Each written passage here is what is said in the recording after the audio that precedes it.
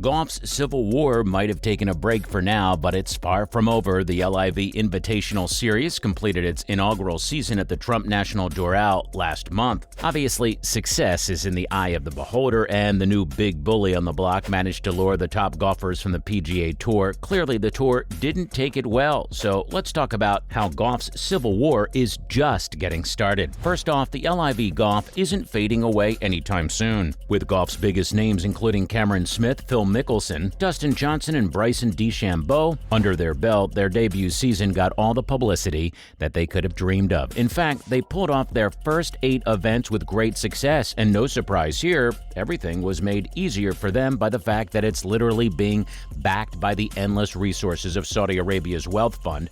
So it's clear that the new league isn't going away anytime soon. Act 2 of the controversial circuit is scheduled to kick off in February next year, and the preparations are in full swing.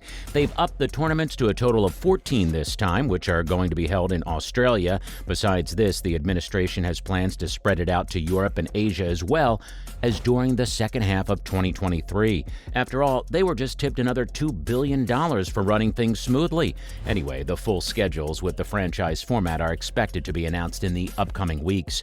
Now, as for the PGA Tour, they'll wrap up the fall portion of their season next week. It's been reported that the tour administration has called for an emergency board meeting to discuss important topics, including LIV, of course. The new circuit has really shaken them to the core. They'll resume their season in January next year with a schedule of 13 events, which will have $20 million in the prize purses. They're pretty confident that they still have the top golfers in the world, but strength-wise, the LIV side still looks more promising. Up next, where will things go on from here? Recently, it was announced that Tiger Woods and Rory McIlroy have started a new golf venture that includes high-tech golf on select Monday nights. It's not hard to see that they want to take the attention away from the LIV League. It's also being said that it's another way for the PGA Tour to line the pockets of its stars. What's more, the top college senior will be awarded a PGA card for the first time immediately after the NCAA championship, and top underclassmen will also receive points that could lead them to a card, as the tour administration is seeking ways to keep the top amateurs from being plucked by the opposing circuit. So where do things go from here? Well, first and foremost, they don't plan on changing their stance about those who switch to the LIV Golf, although several PGA players have said that it's time for both sides to make a compromise. But the administration seems stubborn. In addition, the European Tour players are about to meet the same fate, as the decision on whether the DP World Tour players should get the same treatment by being banned will be made in February. They've declined to comment on the situation, but it's obvious at this point that there's a little chance of either tours working together in the future. The only good news we've got so far is that the major championships have agreed to make adjustments for the 2023 tournaments. The management of the British and the US Open has said that they won't ban the LIV golfers from competing next year, and they're willing to make a change to the qualifications. Coming up, LIV still has to face a lot of challenges. Notably, their connection to Saudi Arabia remains the biggest issue given the country's poor human rights record.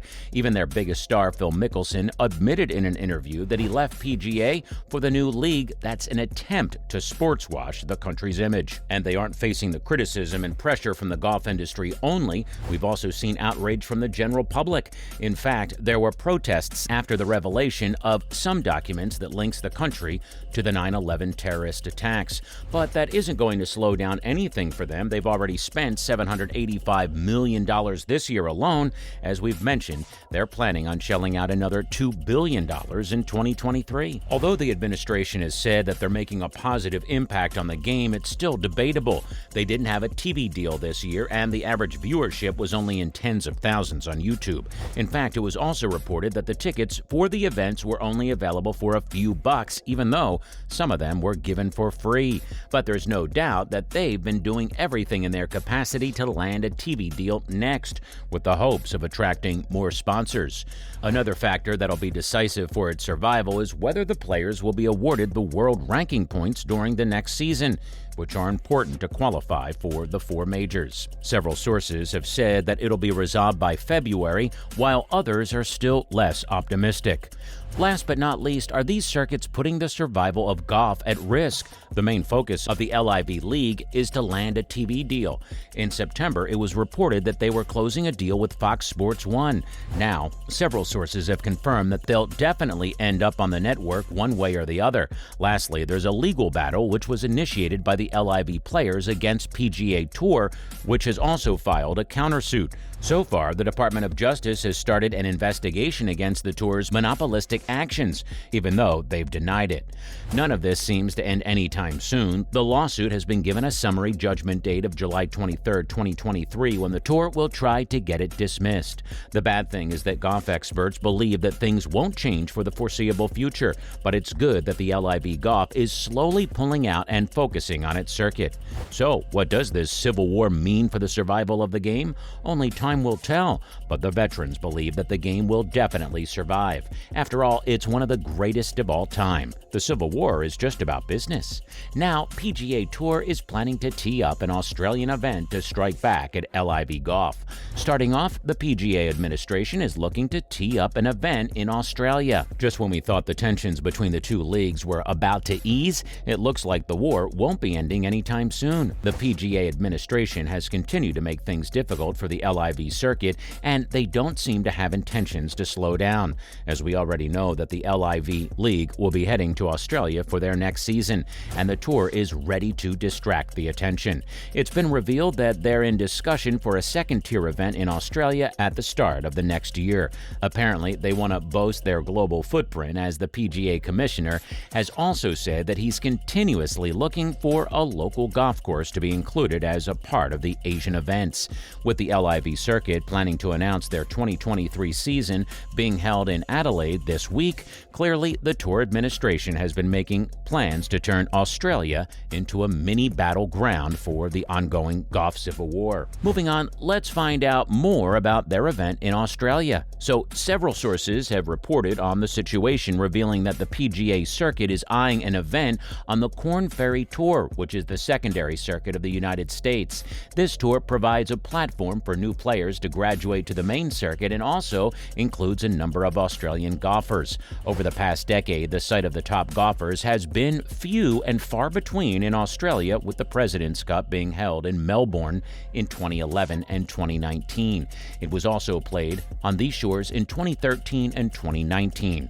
But the tour has yet to create a top-tier tournament in the country, where Greg Norman's LIV League is ready to have a $35 million showcase with its big names, including Aussie Cameron Smith, as well as major winners Dustin Johnson, Brooks Koepka, and Sergio Garcia next year.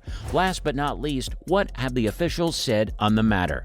The PGA Tour of Australia's boss, Gavin Kirkman, spoke to the press and reaffirmed his alliance with the DP World and PGA Tour amid the news of the LIV League landing in the country in 2023. He's also said that he spoke to Greg Norman earlier this year, but hasn't had any contract after their administration was scouting for an appropriate golf course in the country.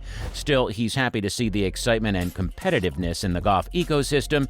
He further added that the country has always provided a platform to build champions, and it'll continue to do so in the future.